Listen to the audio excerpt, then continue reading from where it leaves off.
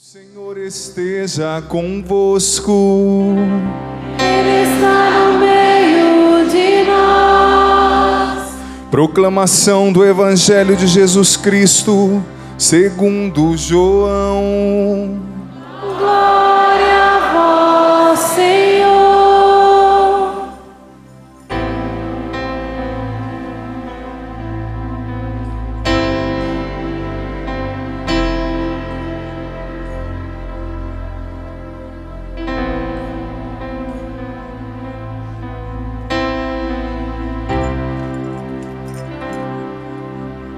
Naquele tempo, havia alguns gregos entre os que tinham subido a Jerusalém para adorar durante a festa. Aproximaram-se de Filipe, que era de Betsaida, da Galileia, e disseram: Senhor, gostaríamos de ver Jesus. Filipe combinou com André, e os dois foram falar com Jesus. Jesus respondeu-lhes: Chegou a hora em que o Filho do Homem vai ser glorificado. Em verdade, eu vos digo: se o grão de trigo que cai na terra não morre, ele continua só um grão de trigo. Mas se morre, então produz muito fruto. Quem se apega à sua vida perde-a. Mas quem faz pouca conta de sua vida neste mundo, conservá-la-á para a vida eterna. Se alguém me quer servir, siga-me, e onde eu estou estará também o meu servo. Se alguém me serve, meu Pai o honrará. Agora sinto-me angustiado. E que direi? Pai, livra-me desta hora? Não, mas foi precisamente para esta hora que eu vim. Pai, glorifica o teu nome. Então veio uma voz do céu: eu o glorifiquei, e o glorificarei de novo. A multidão que estava lá e ouviu, dizia que tinha sido um trovão. Outros afirmavam: foi um anjo que falou com ele. Jesus respondeu e disse: esta voz que ouvistes, não foi por causa de mim, mas por causa de vós. É agora o julgamento deste mundo. Agora o chefe deste mundo vai ser expulso, e eu, quando for elevado da terra, atrairei todos a mim. Jesus falava assim para indicar de que morte iria morrer. Palavra da salvação. Glória a vós, Senhor. Vamos aplaudir a palavra de Deus que foi proclamada, que é fonte de cura, de libertação para todos nós. E vamos sentando e cantando mais uma vez. Fala, Senhor, preciso ouvir tua voz. Fala, Senhor. Preciso ouvir tua voz. Eis aqui o teu servo. Fala no irmão, na palavra, Senhor, e no meu coração. Meus irmãos e minhas irmãs, manifesto mais uma vez a minha alegria de poder estar com vocês e presidir para vocês e com vocês essa Eucaristia. Do fundo do meu coração, uma alegria muito grande.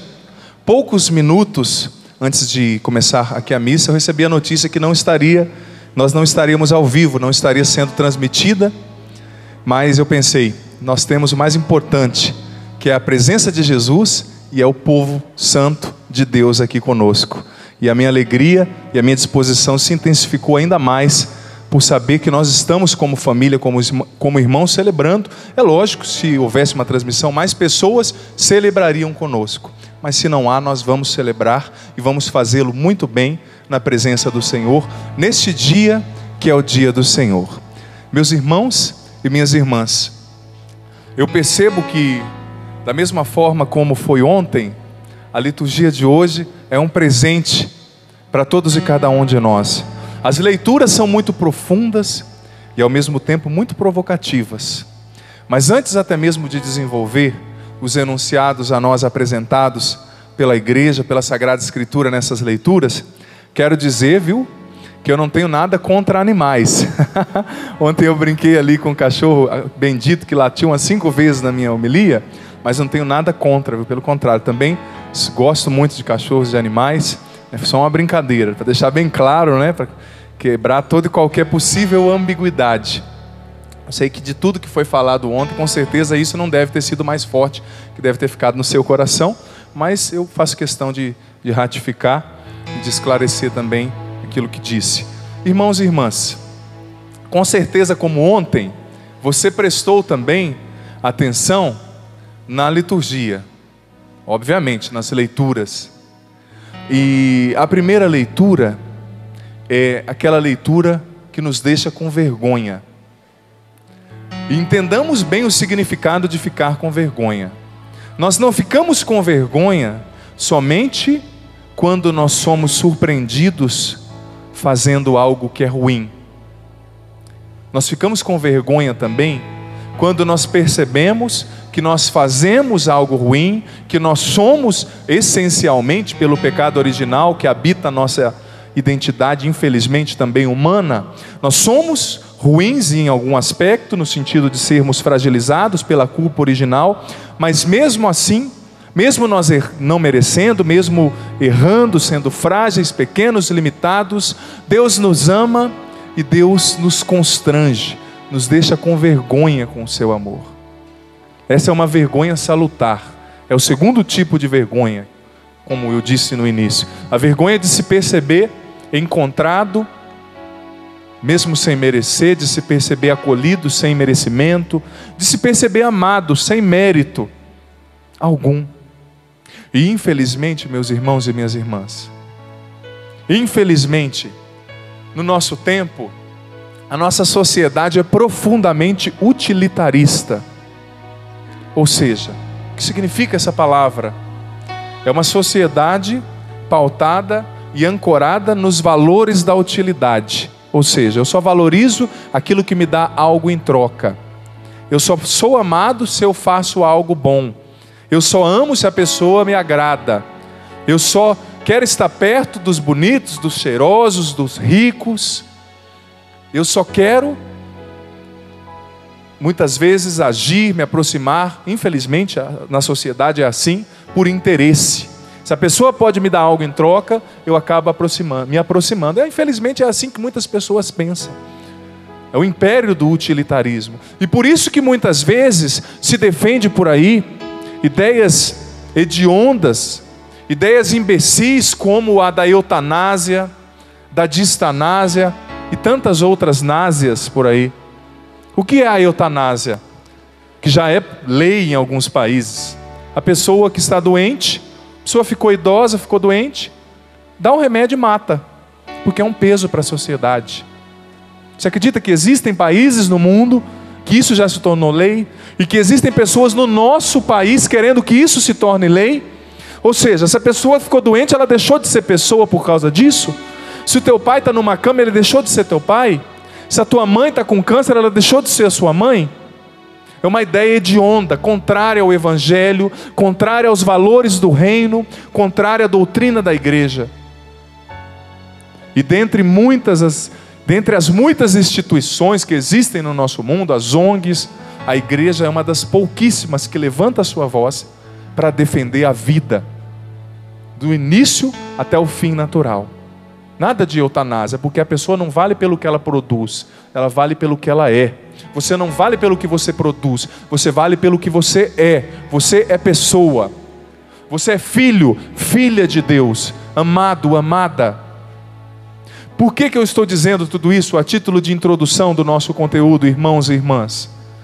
Porque na primeira leitura, Deus nos apresenta uma lógica ilógica para o nosso tempo, que contrapõe esse pensamento utilitarista, uma lógica de um amor gratuito, um amor que não cobra. Mas como nós fomos formados neste tempo utilitarista, onde as pessoas valem pelo que têm, onde as pessoas valem pelo que fazem, você pergunta para uma pessoa, o que você é? Eu sou médico. Não estou perguntando o que você faz, o que você é. O que você é, você que está aqui? Você sabe me responder? Você é filho de Deus, redimido pelo batismo, redimido pelo sangue de Jesus. Você é uma nova criatura em Cristo pelo seu batismo. Você é amado, é amada, é filho, é filha de Deus.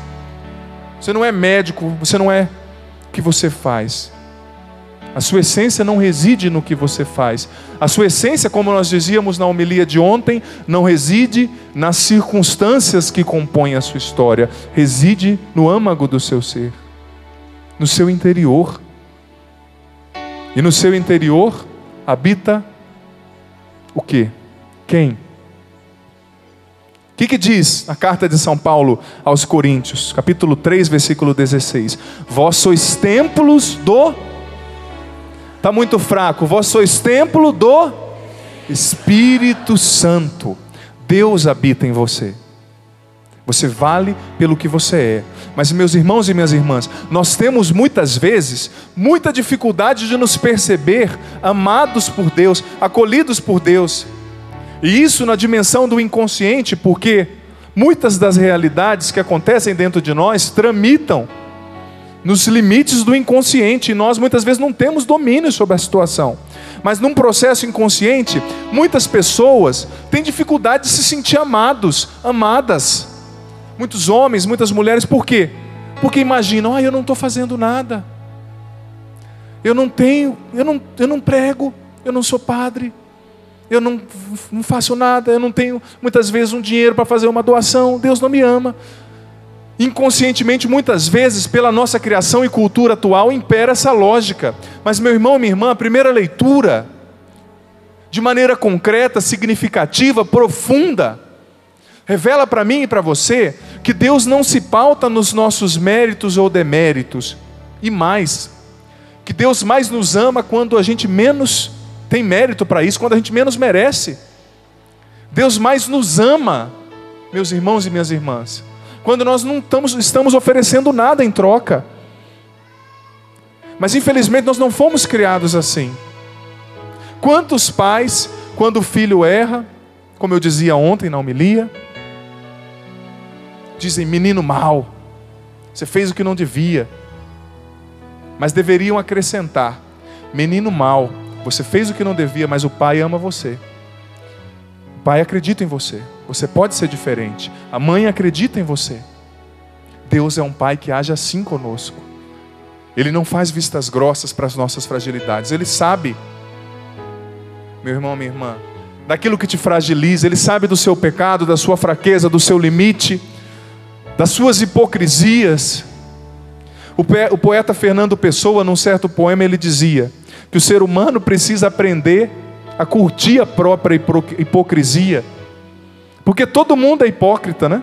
Olha para você mesmo. Às vezes nós somos tão moralistas, mas você também, com todo respeito, e eu, somos hipócritas em muitas coisas.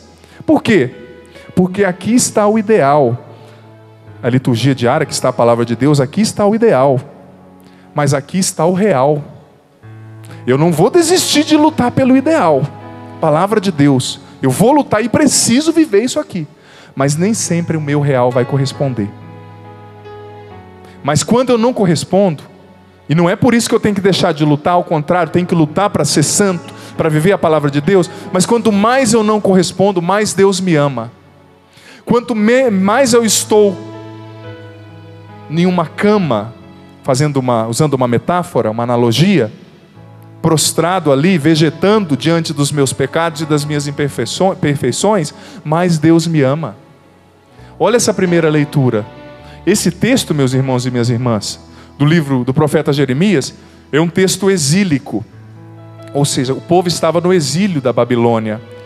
O povo, a aristocracia, os grandes da sociedade judaica, tinham sido deportados pelo rei Nabucodonosor para a Babilônia e eram escravos. Foi destruído o templo. O povo se tornou escravo. O povo estava sofrendo. O povo fez tudo errado. Mas o que é que Deus diz? Vocês fizeram tudo errado. E eu fui firme com vocês.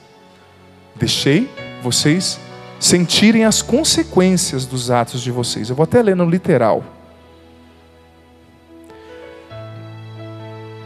Eis que virão dias, diz o Senhor, em que concluirei com a casa de Israel e a casa de Judá uma nova aliança. Preste atenção. Não como a aliança que fiz com seus pais, quando os tomei pela mão pelo Egito, quando os tomei pela mão para retirá-los da terra do Egito, e que eles violaram, mas eu fiz valer a força sobre eles. Ou seja, eles pisaram na bola, o povo no exílio, o povo no Egito, o povo ali em Jerusalém, antes de serem exilados, em aproximadamente 536 a.C. Eles pisaram na bola? Pisaram. Eles erraram? Erraram. Deus deixou eles sentirem as consequências dos erros deles. Mas Deus disse que quer fazer com eles, comigo e com você, independente das nossas fraquezas, Deus quer fazer uma nova aliança. Deus quer nos levar a um novo comprometimento com Ele. Esta será a aliança que concluirei com a casa de Israel. Depois desses dias, diz o Senhor, imprimirei a minha lei em suas entranhas, e hei de escrevê-la no seu coração. Serei o seu Deus e eles serão o meu povo. Deus está falando isso para um povo pecador, meu irmão, minha irmã. Um povo fraco, um povo falho, um povo que fez tudo que não devia fazer. Não será mais necessário ensinar seu próximo ou seu irmão, dizendo: conhece o Senhor. Todos me reconhecerão, do menor ao maior deles, diz o Senhor. Pois perdoarei a sua maldade e não mais lembrarei o seu pecado. Pois perdoarei a sua maldade e não mais lembrarei o seu pecado. Olha só, meu irmão, minha irmã, a ternura de Deus. Não é uma leitura de nos deixar com vergonha. Vergonha no sentido de constrangidos diante desse imenso amor, dessa imensa ternura de Deus. E o interessante, que no corpo da leitura, meu irmão e minha irmã, o que Deus diz? Eu imprimirei a minha lei nas suas entranhas. O que são as entranhas? Também sinônimo de vísceras. É a sua parte mais profunda, seu interior mais íntimo. Deus vai imprimir a lei dele nas suas entranhas, na sua alma. Ele falou que vai fazer, a iniciativa é divina. E hei de escrever a minha lei onde? Aonde Deus diz que escreverá a sua lei? No seu, imprimirá nas entranhas e escreverá no seu coração. Meu irmão, preste atenção que nessa primeira leitura são 5 verbos que expressam a iniciativa concreta e intensa de Deus. Concluirei 2 vezes, imprimirei, escreverei, serei o seu Deus. 2 vezes a primeira, que é deixa eu me recordar aqui.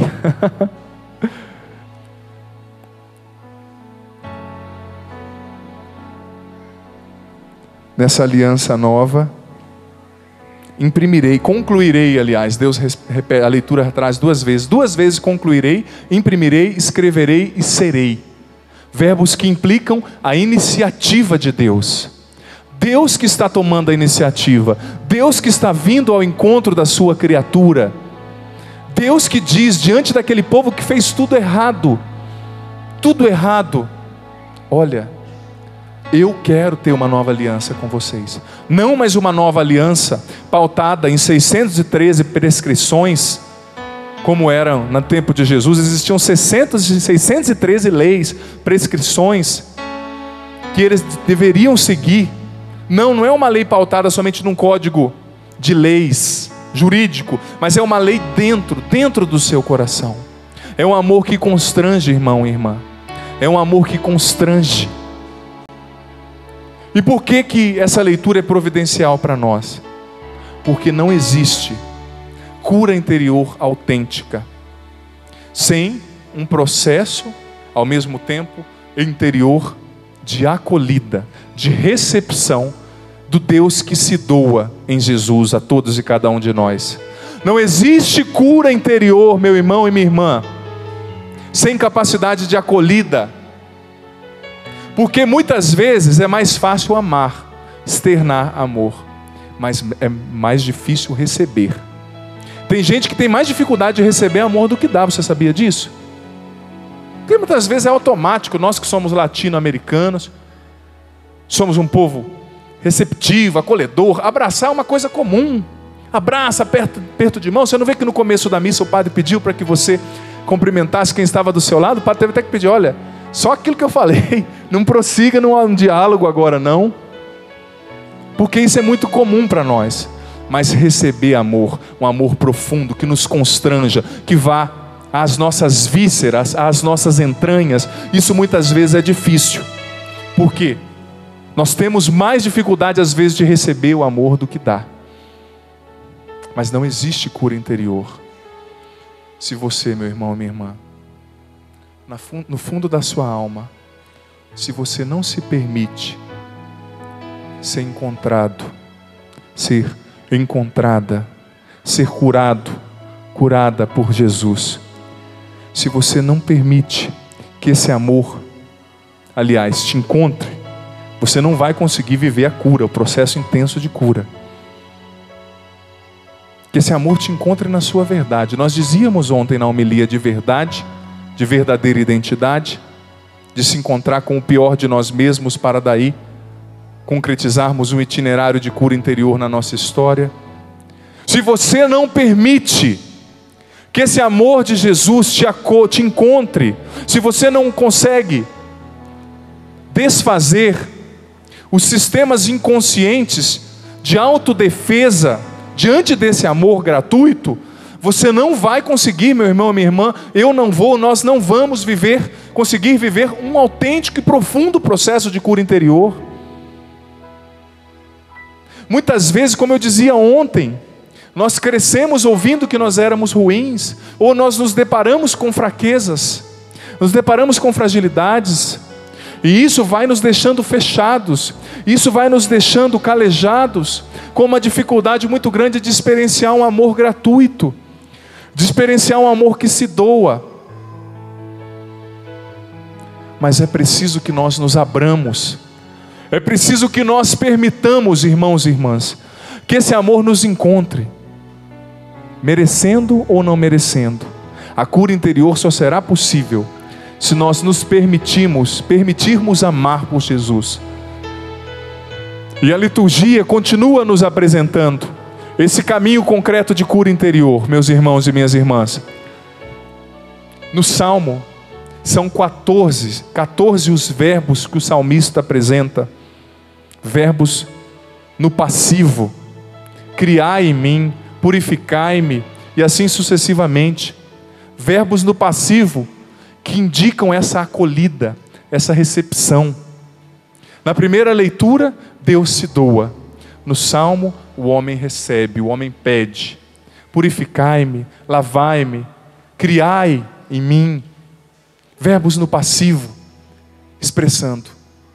O salmista, que é o estereótipo, o modelo do homem, da mulher, do ser humano, dizendo: eu preciso, eu quero. Tanto que são 5 verbos na primeira leitura e 14 no Salmo, que expressam que o homem precisa, o homem tem necessidade desse amor. Aqui, meu irmão e minha irmã, na síntese da primeira leitura e do Salmo, está a união perfeita para que de fato a cura interior possa ser protagonizada na nossa história, para que ela aconteça na nossa história. Doação divina, acolhida humana. Doação divina, recepção do homem, do ser humano, da mulher. Deus se doa. Deus está se doando a você mais uma vez. Mas se você e eu não permitirmos, se nós não permitirmos que esse amor toque o mais profundo, o âmago do nosso ser, do nosso coração, das nossas misérias, aquelas áreas intocadas, lá nas nossas entranhas.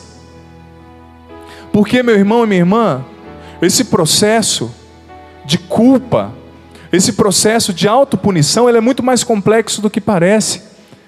Eu li um livro de um psicólogo esses dias, dizendo dos efeitos colaterais na vida de uma mulher, por exemplo, quando ela foi abusada sexualmente como criança. E esse psicólogo provava cientificamente que 95% das mulheres que tinham sido abusadas sexualmente, mesmo com injustiça, meninas às vezes de 5 anos abusadas por tios, por primos de 18, de 20, mesmo elas sendo vítimas ali daquela situação, elas se sentiam sempre como culpadas, inconscientemente. O psicólogo ia provando. Elas se sentiam culpadas. Mesmo com aquele registro emocional infantil, é importante nós termos em mente que a memória racional, ela evolui muitas vezes com a nossa idade, mas a memória emocional, muitas vezes ela fica estacionada nos traumas que nós tivemos lá na infância. Fica uma pessoa de 30 anos com uma emoção machucada de 10 anos de idade, de 5 anos de idade, porque não foi curada ali, naquele trauma, naquela ferida, naquela emoção dolorida da sua infância, da sua juventude, da sua meninice, da sua adolescência. Como eu estava dizendo, esse psicólogo provava cientificamente que essas mulheres se sentiam culpadas. Culpadas porque elas não impediram. Mas como uma criança vai conseguir impedir? Mas é o processo que se desencadeia dentro da criança ali, da mulher depois. Processo psíquico, emocional. E o psicólogo foi trazendo dados científicos, uma terminologia peculiar também ao universo científico, da psicologia. Ela se sentia culpada porque ela não teve coragem muitas vezes de dizer para alguém, ou quando dizia, ela sentia como criança ali que prejudicou o outro. Era uma emoção infantil machucada, mas ela foi crescendo, aquela ferida foi crescendo, aquela culpa, aquele complexo de autopunição. Meu irmão, minha irmã, eu digo para você, como padre que atende confissão, a culpa é um dos grandes sentimentos que atormentam muitas pessoas. A autocondenação, pessoas que confessam muitas vezes 5, 10, 15 vezes o mesmo pecado. Pessoas que não conseguem se perceber perdoadas por Deus. Pessoas que não conseguem ter a atitude desse salmista, que utilizou 14 verbos no passivo, dizendo, eu preciso, purificar-me. Na primeira leitura, os verbos foram expressando essa intensa iniciativa de Deus. Eu concluirei, eu imprimirei, eu escreverei. No Salmo, os verbos estão no passivo. Purificai-me, lavai-me. Ou seja, eu quero, Senhor, eu quero concluir, que o Senhor conclua comigo essa nova aliança. Eu quero que o Senhor imprima no meu coração, nas minhas entranhas, a sua lei. Eu quero que o seu amor me toque. O salmista reconheceu, e só nessa união das duas vontades, das duas liberdades, como diz Santo Agostinho, que a cura interior pode se fazer. Mas eu quero aprofundar essa reflexão com você, meu irmão e minha irmã. E quero que você olhe agora, que eu olhe, que nós olhemos para a nossa história. Quais são os bloqueios emocionais, afetivos, históricos, que nos impedem de receber o amor de Deus com inteireza, que nos impedem de nos perdoarmos? Quantas pessoas, como eu dizia, têm dificuldade de se perdoar por coisas que cometeram lá na infância? Quantas pessoas cresceram, às vezes ouvindo o pai e a mãe dizendo, como o diácono Nelsinho falava pela manhã, cuidado que Deus castiga. E cresceram com essa imagem de Deus, em tudo se sentindo culpado, culpada, porque Deus castiga. Eu não acredito, eu fiz isso. Deus vai me castigar, Deus vai me punir. Quantas pessoas não entenderam que Deus é essencialmente, antes e acima de tudo, amor, que se doa, que se entrega, meu irmão e minha irmã. Ontem eu li aquele diretório pastoral familiar da CNBB, no seu parágrafo 49, se eu não me engano, dizia que Deus é essencialmente comunhão e de amor. Comunhão de amor. Essencialmente, ou seja, a essência de Deus é ser comunhão de amor. E isso se expressa na Trindade: Pai, Filho, Espírito Santo.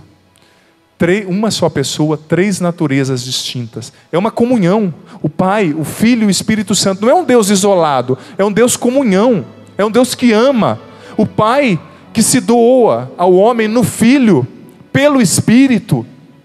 Esse mistério de comunhão, de amor e a vocação originária do ser humano, também dizia o Diretório Pastoral Familiar da CNBB, é o amor, é a comunhão, é a doação. Mas meu irmão e minha irmã, quantas vezes nós somos impedidos de amar por causa das culpas mal resolvidas que existem nas nossas emoções, por causa dos dedos apontados inconscientemente para nós mesmos, o que nós levantamos, porque ouvimos falar que Deus castigava, porque ouvimos falar que Deus punia, porque ouvimos falar que nós não éramos bons, que nós estávamos errados. Isso barra a cura interior, porque é preciso essa união. Deus está amando em todo momento, mas você está recebendo? Você está se permitindo receber esse amor do Pai? Pelo Filho no Espírito, que se doa para realizar dentro de você a cura interior? Você está tendo essa capacidade de acolhida, meu irmão e minha irmã? E que essa pergunta não se torne também motivo de culpa. Eu não estou tendo. E mais um dedo apontado. Não é isso. É para que eu e você cheguemos às raízes dos emaranhados, dos nós que existem dentro de nós. E o psicólogo que eu lia nesse livro, esse mesmo livro, dizia outra coisa. Ele também tem uma matriz cristã, e ele dizia que outra coisa que nos impede de receber o amor de Deus que se doa, que se entrega, meu irmão e minha irmã, é a imagem de Deus que nós temos dentro de nós. A imagem. E isso muitas vezes é influenciado pelos fatores históricos que compõem a nossa vida. E ele também provava que pessoas que foram criadas com um pai duro, severo, teriam muito mais dificuldade de sentir o amor de Deus como Pai, de sentir Deus como proximidade. Porque Deus não é distância, meu irmão e minha irmã. Deus é proximidade. Deus é próximo. É um Deus com o ser humano. A primeira leitura revela isso. Mas esse psicólogo desenvolvia esse enunciado dizendo que a pessoa que foi criada com uma grande ausência de amor, ou com uma imagem de um pai ou de uma mãe muito severo, tem muito mais dificuldade de entender que Deus é próximo, porque a criança acaba projetando para os moldes que ela tem, no que ela recebeu, ela acaba projetando toda a realidade. Por isso que muitas vezes as pessoas têm dificuldade de sentir que Deus as ama. Por isso que muitas vezes nós estamos numa oração, e sentir não quer dizer só um sentimentalismo barato, eu tenho que chorar, senão não funcionou a oração. Não, não é isso. Você não precisa chorar. Mas muitas vezes o que nos barra, nos impede de sentir com profundidade o amor de Deus, que nos cura na nossa essência, que restaura a nossa identidade mais genuína, como eu dizia ontem, são os dedos que estão apontados para nós mesmos dentro de nós, no nosso inconsciente. É preciso retirar esses dedos, meu irmão e minha irmã. É preciso permitir que esse amor de Deus apague esses dedos apontados para nós, dentro de nós mesmos. Você errou, você pecou, você usou droga, você adulterou. Deus não está apontando para você. O dedo de Deus está apontado em outra direção. O dedo de Deus está apontado para o próprio coração dele, o dedo de Jesus. Ele não aponta o dedo para você te condenando, ele aponta o dedo para o coração dele, dizendo: é aqui o seu lugar, aqui no meu coração, na minha misericórdia é o seu lugar. Como diz a primeira leitura, eu não lembrarei mais os seus pecados, eu não lembrarei mais, eu apagarei as suas iniquidades. Então, tendo claro isso, para a cura interior, é preciso entender a iniciativa de Deus e ter capacidade de absorção, de acolhida, de recepção. E outra coisa, nesse caminho de cura interior, que a segunda leitura nos apresenta, é preciso ter obediência. O que a segunda leitura apresenta, meu irmão, minha irmã? A carta aos Hebreus. Cristo aprendeu o que significa a obediência por meio daquilo que Ele sofreu. Por meio daquilo que Ele sofreu. Sem obediência, apesar da união, da vontade divina, doação divina e recepção humana, além disso, é preciso obediência. A palavra obediência vem do latim audire, que significa ouvir, bem ouvir. Sem obediência, sem escuta, sem colocar a vida sob a tutela da graça de Deus, não haverá verdadeiramente um processo concreto, profundo de cura interior na nossa história. E essa obediência, como nos aponta o Evangelho, muitas vezes nos conduzirá à cruz. A cruz do Evangelho de São João é categórico em afirmar isso, meu irmão e minha irmã. O Evangelho de São João é categórico. O Evangelho de São João, ele apresenta a crucifixão como o momento da glorificação de Jesus. Na crucifixão, para São João, Jesus não perdeu, Jesus ganhou. Para São João, na crucifixão, Jesus não foi diminuído, ele foi elevado. É o momento da glorificação, da exaltação dentro da terminologia joanina. Jesus, aliás, foi glorificado, foi exaltado no momento da sua agonia, no momento da sua cruz, no momento da sua maior perda. Jesus foi exaltado, Jesus foi glorificado, mostrando para mim e para você, como nós dizíamos, refletíamos também ontem, que precisamos trilhar esse caminho de seguimento do crucificado. Precisamos trilhar esse caminho de carregarmos a nossa própria cruz. Deixa eu dizer uma coisa para você. Ajude quem estiver do seu lado, viu? Eu sei que esse fundinho musical, né, nos convida assim a ficarmos mais à vontade, mas se tiver alguém muito à vontade, principalmente com os olhos fechados demais do seu lado, gentilmente você pode dar um cutucadinho, meu irmão. Tudo bem? Está gostando da homilia?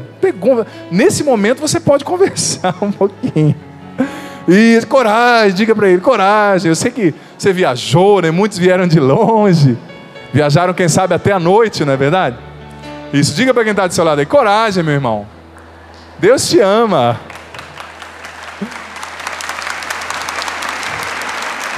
Sei que não é fácil, né? Depois do almoço, com o biscuit tocando bem assim, esse fundinho, ninguém te ama como eu, ouvindo falar sobre o amor de Deus, a comida fazendo digestão na barriga, é uma combinação, né? No mínimo, complexa, mas coragem, viu? Porque não acabou o retiro de cura interior, não. Interessante que quando a gente fala do amor por aí, né?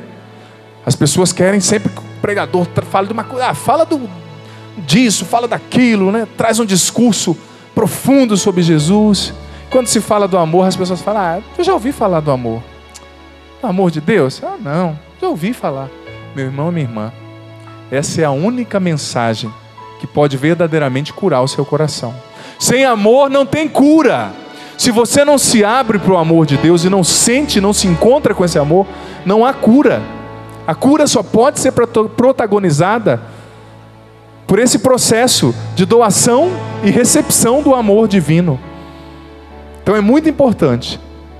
Então atenção, viu? Coopere aí com seu irmão. Prosseguindo, João diz que Jesus foi exaltado no momento da sua paixão. Ele foi glorificado na sua morte. A glória, doxa em grego, a glória do Senhor. Daí vem a palavra doxologia, né? O momento do dizer a glória, do exaltar a glória. Mas que coisa complicada. Que processo é esse, padre? Eu preciso ser curado interiormente, já estou todo mexido, às vezes descobrindo os dedos apontados sobre mim mesmo.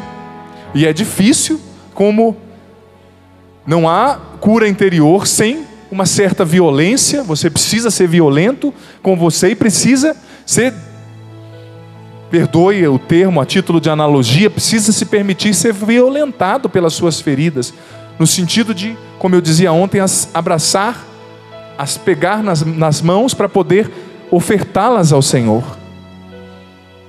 É no auge da cruz que Jesus inaugurou um tempo de nova aliança para todo o gênero humano. Foi no alto da cruz que Ele concluiu essa nova aliança, meu irmão e minha irmã, porque essa nova aliança, anunciada por Jeremias, prefigura Cristo, prefigura o servo sofredor, de Isaías 52, versículo 3, que sofreu, mas que depois foi exaltado, que depois foi justificado. Foi no alto da cruz que Jesus foi mais amado pelo Pai, por incrível que pareça. E foi no alto da cruz que Jesus mais amou. E é no alto da cruz que nós, de fato, iniciamos e vivenciamos com profundidade um processo intenso de cura interior. De cura interior. É interessante nós entendermos essa lógica proposta por São João, que nos fará compreender que muitas vezes a cura não vem só em momentos de oração. Tem gente que tem uma ideia utópica, uma ideia errada de cura interior, que acha que a cura interior vai ser vir uma pessoa aqui na frente, ficar rezando, aí você vai chorar muito, vão cantar uma música bonita, principalmente aquela que quase nunca se canta, né? Quando Jesus passear na minha vida. Olha, quando eu era um pouco mais jovem, lá na minha cidade, todas as orações de cura interior, eles cantavam essa música. Eu não sei se na sua região é assim. Tem gente que acha que cura interior é somente isso. Você cantar essa música, chorar e colocar a mão no coração, depois da adoração, ir embora e acabou. Não. Mas nesses momentos de oração, Deus rasga o seu coração para que ali comece o processo de cura interior. Processo, não é mágica. Muitas vezes, a cura interior começa numa oração, mas se intensifica num sofrimento. Porque a cura vem também nos momentos de dor. Às vezes traumas que a gente tem, mas você diante do sofrimento é obrigado a juntar o boi pelo chifre. E que se explodam, desculpa o termo, os seus traumas, não é assim? Muitas vezes num sofrimento, você não tem tempo nem possibilidade de ficar pensando nos seus traumas. Você tem que juntar o boi pelo chifre e fazer o negócio acontecer. Quando alguém fica doente, não importa se você tem medo, se você não tem condição, se você está brigado com alguém da família, ficou doente, todo mundo se une e vamos lutar para levar a mãe no hospital, o pai no hospital, o filho no hospital, não é assim? A cura interior das mágoas, das feridas, se dá no alto da cruz. Na oração, Jesus só começa, Ele rasga a ferida, Ele inaugura o processo, mas a cura interior muitas vezes virá em momentos de dor. E lembre-se, no alto da cruz foi onde Jesus foi mais amado pelo Pai. E no alto da sua cruz, meu irmão e minha irmã, é onde Deus está mais próximo de você. Quando você está experienciando os maiores sofrimentos, Deus não está longe, Ele está perto, Ele está junto com você na sua cruz, no seu sofrimento. E é ali muitas vezes, no alto da cruz, quando a lança vem e rasga o teu coração, que você é curado. É interessante essa lógica de Deus, não é verdade? E lógica para o homem, como diz São Paulo, a sabedoria da cruz é loucura para o mundo. Esses dias atrás foi a liturgia da missa. A sabedoria da cruz é loucura para o mundo, mas é no auge da sua dor, é no auge da sua cruz que mais você é curado. Então se permita ser conduzido pela graça. E para elucidar com mais profundidade isso, eu quero ler o parágrafo 26 da carta apostólica, da exortação carta apostólica, aliás, do saudoso Papa João Paulo II, chamada Salvifici Doloris, carta apostólica sobre o sentido cristão do sofrimento humano. Versículo 26, preste bem atenção ao que disse o Papa João Paulo II, nesse documento da Igreja do Magistério.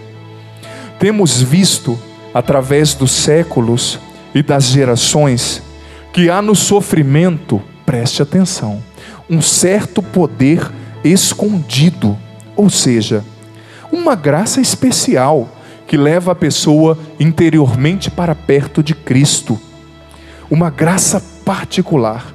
A esta graça ficaram a dever a sua própria conversão muitos santos, como por exemplo São Francisco de Assis, Santo Inácio de Loyola e etc. O fruto de semelhante conversão não é apenas o fato de que o homem descobre o sentido salvífico do sofrimento, mas sobretudo porque no sofrimento ele se torna um homem totalmente novo. Vamos aplaudir isso aqui que o nosso Papa nos diz? Pode ser com força, com intensidade. Isso. No sofrimento, o homem se torna um homem totalmente novo. Olha a profundidade disso que o Papa João Paulo II escreveu, meu irmão e minha irmã. Olha a profundidade. Ele foi um homem profundamente experimentado na dor. Ele foi um homem que cresceu em meio aos terrores do nazismo na Polônia. Depois experienciou as torturas da cortina de ferro, do comunismo ali no leste europeu também. Levou um tiro, como vocês bem sabem. Sofreu atentado, morreu. Nós vimos o Papa João Paulo II agonizando. Mas ele entendeu que o sofrimento não é fim, é início. Que a cruz não é fim, é começo. E que a morte não é o império da finitude, mas é o começo da eternidade. Na vida daqueles que acreditam em Jesus. O sofrimento não é fim. O sofrimento, a cruz, é lugar profundo de cura interior, de cura das feridas familiares, de cura das chagas profundas do coração. Então, meu irmão e minha irmã, se confie a Deus neste tempo, porque nesse retiro Ele só deu o pontapé inicial no seu processo de cura. Me perdoe dizer, Ele só deu o pontapé inicial, Ele só rasgou as suas feridas. Mas agora esse processo cíclico de cura precisa continuar, e muitas vezes através de cruzes. Se o grão de trigo não morre, cai na terra e não morre, ele não produz fruto. Mas se ele morre, ele produz muito fruto. Não tenha medo de morrer. E o Evangelho também diz, João no Evangelho, dizendo o que Jesus disse, trazendo para nós: quem se apega à sua vida vai perdê-la, mas quem tem a coragem de perder a sua vida por amor a mim, vai ganhá-la. Não tenha medo, meu irmão, minha irmã. Não se apegue.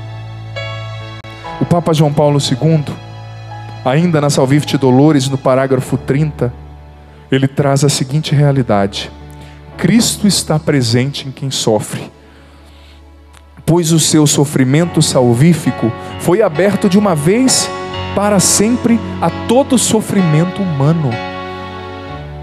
E todos os que sofrem foram chamados de uma vez sempre, para sempre, a tornarem-se participantes dos sofrimentos de Cristo. Todos os que sofrem foram chamados a se tornarem participantes do sofrimento de Cristo. O sofrimento humano tem sentido. A finitude humana tem sentido na cruz do Senhor. E todos, aliás, assim como todos foram chamados a completar na própria carne, com o próprio sofrimento, o que falta nos sofrimentos de Cristo, como diz São Paulo, assim Cristo ensinou ao homem a fazer bem com o sofrimento, mesmo sofrendo, fazer o bem, e ao mesmo tempo fazer bem a quem sofre. Sob esse duplo aspecto, revelou cabalmente o sentido do sofrimento. No auge da nossa dor, das perdas que nós experienciamos na vida, das podas que Deus mesmo nos permite, muitas vezes nós não entendemos, parece que o sofrimento não tem sentido. Mas é preciso olhar para a cruz. Ali o sofrimento encontra sentido. Ali é o lugar do amor. Ali é o lugar que você é mais amado. Ali é o lugar que Deus mais te encontra na sua verdade. Mesmo que você não tenha nada a oferecer, e te ama pelo que você é, não pelo que você faz, não pelo que você tem. A cruz é o lugar da cura profunda. Na cruz a lança atinge o seu coração, como atingiu de Cristo. Mas atinge para tirar somente aquilo que não presta e deixar aquilo que é bom. Tirar o entulho, tirar a sujeira, tirar a impureza, tirar o pecado, a lentidão em compreender a ação de Deus na sua história, e para deixar somente aquilo que é salutar para a sua salvação, somente aquilo que verdadeiramente acrescenta a sua história. Por isso não tenha medo. Como o Papa dizia no parágrafo anterior que eu li, há no sofrimento uma graça particular, há no sofrimento uma graça especial, uma graça de cura. Santo Agostinho se converteu no sofrimento, se tornou bispo, doutor da igreja. Santo Inácio de Loyola, como o Papa mesmo disse, que era um soldado, se acidentou em uma guerra, quebrou a perna, e lá na maca do hospital, lendo o Evangelho, se converteu, se tornou dos grandes santos, fundador dos jesuítas, uma das maiores congregações que evangelizaram o Brasil, América Latina. São Francisco de Assis, no momento de dor, mudou a sua vida, foi curado no seu coração, nas suas emoções, nas suas feridas, e encontrou um sentido, recebendo esse amor de Deus em primeiro lugar, sendo capaz de acolher esse amor, sendo capaz de recepcionar esse Deus que se doa, e consequentemente ofertando aos demais, em especial aos pobres. Quantos santos, meu irmão, minha irmã, em momentos de dor, tiveram as suas vidas transformadas, e como o Papa disse na Salvifici Dolores, parágrafo 26, se tornaram pelo sofrimento homens, mulheres totalmente novos. É na cruz que a sua cura se solidificará. Então, quando acontecerem sofrimentos na sua vida, antes de reclamar, é lógico, muitas vezes a gente não entende, muitas vezes é difícil. Eu falo com muito respeito para quem sofre, porque é muito fácil falar, difícil é estar ali no papel da pessoa. Tenho muito respeito por quem está sofrendo, mas antes de questionar, procure entender espiritualmente o que Deus está fazendo, onde Deus está te levando, qual ferida que Ele está curando através daquela cruz, qual dor que Ele está sanando através daquele sofrimento. Recebendo o amor, acolhendo o amor de Cristo e se deixando levar à cruz, que é o lugar profundo da cura interior, que nós teremos um coração novo e seremos de fato homens e mulheres novos, segundo o coração de Deus. Vamos ficar em pé? Isso. Dá a mão para a pessoa que está do seu lado e vamos cantar juntos esse hino que já vinha sido apresentado para nós nos acordes, acolhendo esse amor de Deus, porque ninguém nos ama como Ele. Ninguém nos ama, nos amou e nem nos amará como Jesus. Deixa esse amor te encontrar nessa tarde, meu irmão, minha irmã. Não queira explicar, não queira explicar. Deixa somente Jesus te amar. E se você está no alto da cruz hoje, se você está sofrendo no seu casamento, com seus filhos, com seu pai, sua mãe doente, quem sabe, ou se você está sofrendo com uma depressão, entregue a sua dor a Cristo. E fala para Cristo: Senhor, eu uno o meu sofrimento ao seu sofrimento, para que Ele também se transforme redentor na minha vida e na vida dos meus. Realiza a cura através da minha cruz, Jesus, porque eu quero me tornar um homem novo, uma mulher nova, uma pessoa melhor. Feche os seus olhos agora, de mãos dadas, escute essa canção, deixa o Senhor te amar profundamente e consequentemente te curar pela força desse único, desse singular amor.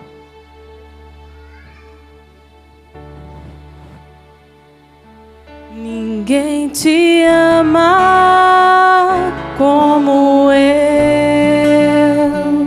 ninguém te ama como eu. Feche os seus olhos, ouça isso. Olhe pra cruz, esta minha grande prova.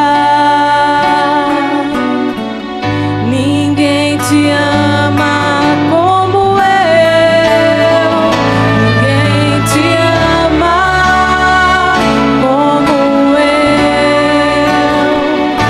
ninguém te ama como eu. Olhe pra cruz, foi por ti, porque eu te amo. Ninguém te ama como eu. As mulheres, ninguém te ama como eu, ninguém te ama como eu. Olhe pra cruz, esta é a minha grande prova. Ninguém te ama como eu. Os filhos cantando. Ninguém te ama. Canta, homem. como eu.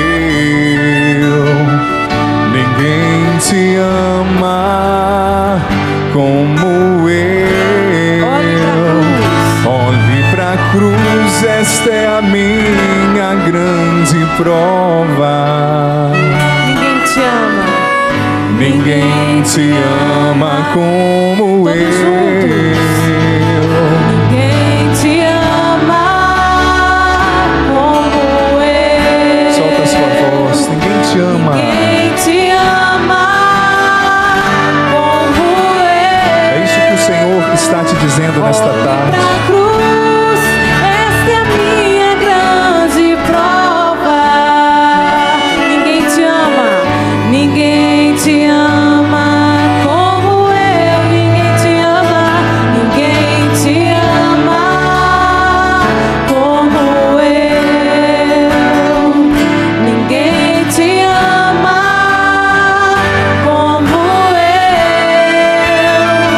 Olhe pra cruz, foi por ti porque eu te amo. Ninguém te ama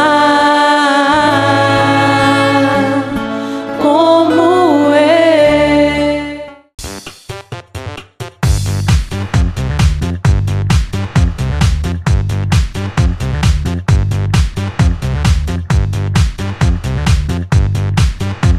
cançãonovaplay.com. Assine já!